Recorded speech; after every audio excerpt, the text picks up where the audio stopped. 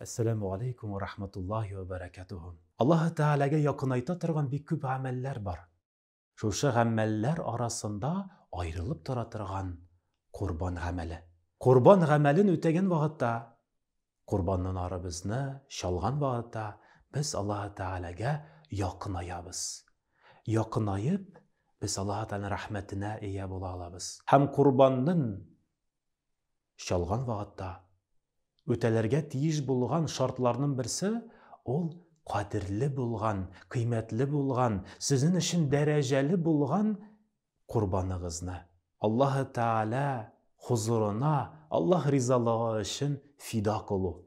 Yani kurban çalıp başkalarga şatlık siyiniş kitiru, başkalar bilen özünün malların bilen ortaklaşu deyip kele. Kurban gamelinne, kurban çaluğuna biz getire alabız diye ya sıyır ya sarık ya ki kece hayvanların. Sıyırını 2 yaştan alıp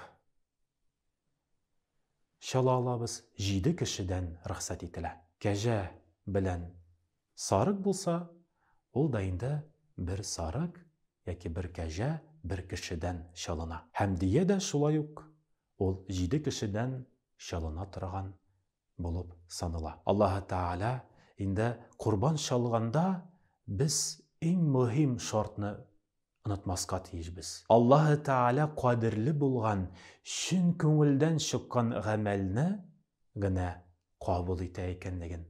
Şuna göre inde kurbanlarımızı şalganda toqta ala iti kübrek, toqta ala kübrek bulsun deyip oylaw tugil, Allah rizalığı için kadirli bulgan, sağ selamet bulgan, kimşiliklerden arı bulgan, sağ selamet hayvanlarını kurbanğa getirsek, ol vakitte Allah Teala aldında ol kurbanlarımız bizni günahlardan arındırır.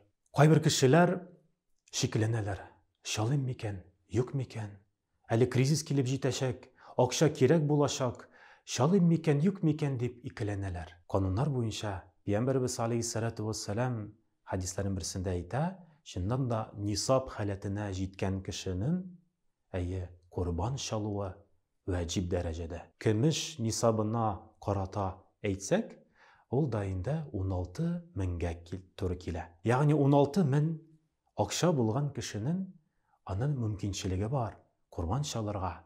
Hem kurban şalığı bilen Allah Teala'nın bereketine eye bulurga. Hem bigirek de kurban şalırga tiyişli bulgan kişiler. Ol dayında şuşu maddi yaktan nisab haletine jitken, yani 16 min köleminde akşası bulgan kişinin, ikincisi ol indi seferde bulmagan, yani yaşagan yerinde bulgan kişi, musafir bulmagan kişiге, hem azat bulgan kişiге de vacip derecede bulup sanala, yani ötese savabı küp bula, Allah'tan rahmeti, bereketi küp bula.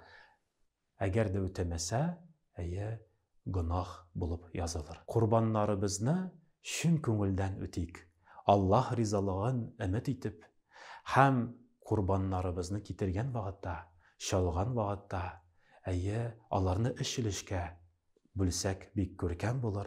Peygamberimiz ayta, işten birleşi muhtajlarga taratıgız. İşten birleşi doğanlarga, yakınlarga, görüşülerge taratsağız. Görken bulur. Hem işten birleşi gailege kaldırsağız da bula. Yeki bütünney bütünüsün taratsağız da savabı hiç şeksiz bik şaktı küp bulur alabilse. Allah Teala kabul etsin. İzgilikler bilen şuşu beyram günlerin mol kılık, tuğanlar bilen jirişip, tuğanlarga kurban ilişlerin getirip, Allah Teala'ga yakınayırga nasip eylesin. Esselamu aleykum ve rahmetullahi ve berekatuhu.